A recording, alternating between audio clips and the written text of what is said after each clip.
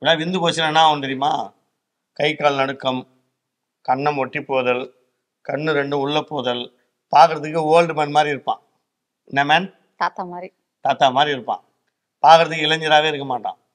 இதுக்கு இடையில் அவனுக்குடைய புகை, மது, போதை இதெல்லாம் அதிகமாக யூஸ் பண்ணுறான்னா பார்க்கறதுக்கு ஒரு லட்சணமாக ஒரு ஆம்பளை மாதிரி கண்டுபிடிச்சிடலாம். இவன் கை அடிக்கிறவன், இவன் தண்ணி அடிக்கிறவன். இப்ப இந்த மாதிரி வந்து அவங்களுடைய ஃபேஸ் கட் வச்சு இவங்க அந்த மாதிரி கெட்ட பழக்கத்துக்கு அடிக்ட் ஆயிருந்தாங்க கண்டுபிடிக்கலாமா? ஏன்னா நல்லா ஆரோக்கியமாங்கிறவன் டிப்டாப்பா நல்லா ஓரளவுக்கு பார்க்கறதுக்கு ஜென்டில்மேன் மாதிரி இருக்கிறாங்க. எந்த வியாதியும் தெரியாது. கண்ட டைம் சாப்பிட்றது, கண்ட டைம் தூங்குறது, ட்ரிங்க்ஸ் யூஸ் பண்ணுறது, கையடிக்கிறதுலாம் பார்த்து விந்து தானா லீக் ஆகிறதுலாம் பார்த்தீங்கன்னா அப்படியே பார்க்கறதுக்கு வெட வெடன்னு கைகள்லாம் வந்து அப்படியே சும்மா ஒரு ஒரு அவன் உதாரணத்துக்கு ஒரு பொருளை கையில் கொடுத்தா அந்த பொருள் ஆடும், அப்படி இப்படி ஆடும், நடுக்கும், ஷேக் ஆகும். அதை வச்சு கண்டுபிடிச்சிடலாம் வீக்கானவன் அப்படின்ட்டு. இப்படிலாம் கல்யாணம் பண்ணி வச்சா என்ன பண்ண முடியும்? தானாகவே லீக் ஆகிறவனுக்கு 10 நிமிஷம் இப்படி டாக் முடிக்க முடியுமா? போயிடும். அவுட்.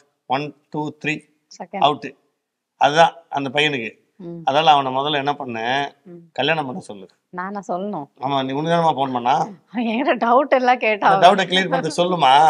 தம்பி, கல்யாணத்தை முதல்ல பண்ணு. 27 வயசு ஆயிடுச்சு, 28 வயசு ஆயிடுச்சு. இது விந்து விட வேண்டிய இடம் மனைவி கிட்ட. அதை நான் சொல்ல முடியுமா? அப்படி சொல்லலாம். இப்ப இவ்வளவு பேசுறோம், அதை போய் சொல்ல மாட்டியா நீ? அதை நான் சொல்ல கல்யாணம் பண்ணி உன் மனைவி கிட்ட சந்தோஷமா இரு தம்பி, தானா விடாத தம்பின்னு சொல்லு. மீறி வருது பாருங்க, அவங்களுக்கு நான் ட்ரீட்மெண்ட் தரேன்.